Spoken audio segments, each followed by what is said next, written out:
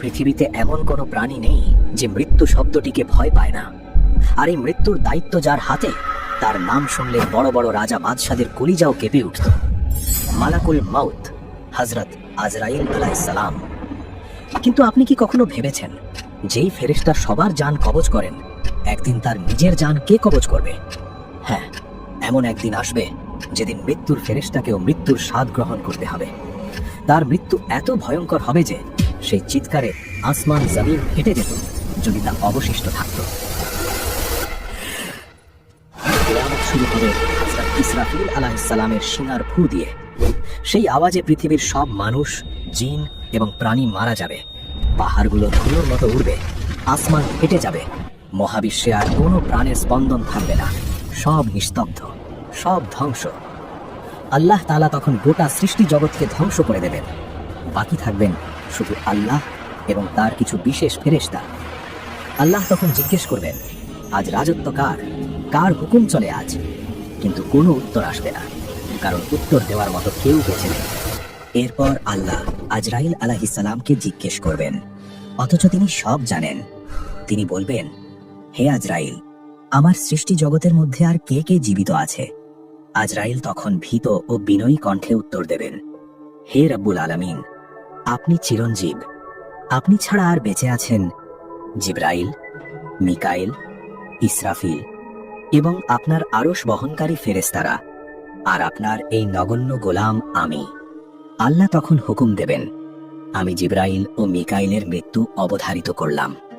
আল্লাহর হুকুমের সাথে সাথে আসমানের সবচেয়ে শক্তিশালী ফেরেশতারাও মৃত্যুর কোলে ঢলে পড়বেন। আজরাইল আবার জানাবেন, হে আল্লাহ, জিবরাইল ও মিকাইল মারা গেছে।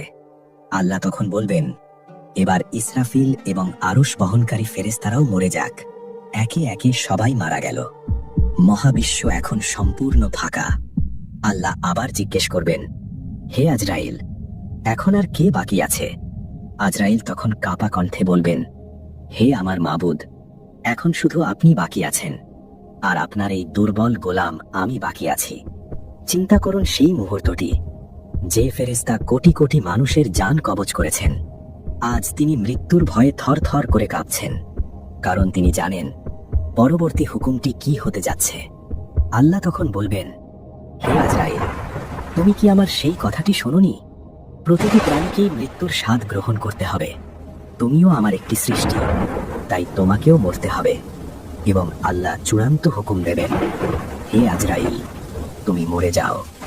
আল্লাহর হুকুম পাওয়ার সাথে সাথে আজরাইল আলাইহিস সালাম এমন এক চিৎকার দিলেন, বর্ণনায় এসেছে, যদি সেই সময় পৃথিবীর কোনো মানুষ বা জিন বেঁচে থাকত, তবে তার এই চিৎকারের শব্দেই তারা আবার মরে যেত। মৃত্যুর যন্ত্রণা কত কঠিন তা আজ মৃত্যুর ফেরেশতা নিজেই অনুভব করছেন। তিনি চিৎকার করে বলবেন, হে আল্লাহ, রূহ কবজ করার যন্ত্রণা যে এত কঠিন, তা যদি আমি আগে জানতাম, তবে আমি মুমিন বান্দাদের রূহ কবজ করার সময় আরো বেশি দয়া দেখাতাম। অবশেষে মালাকুল মাউত মৃত্যুর কোলে ঢলে পড়লেন।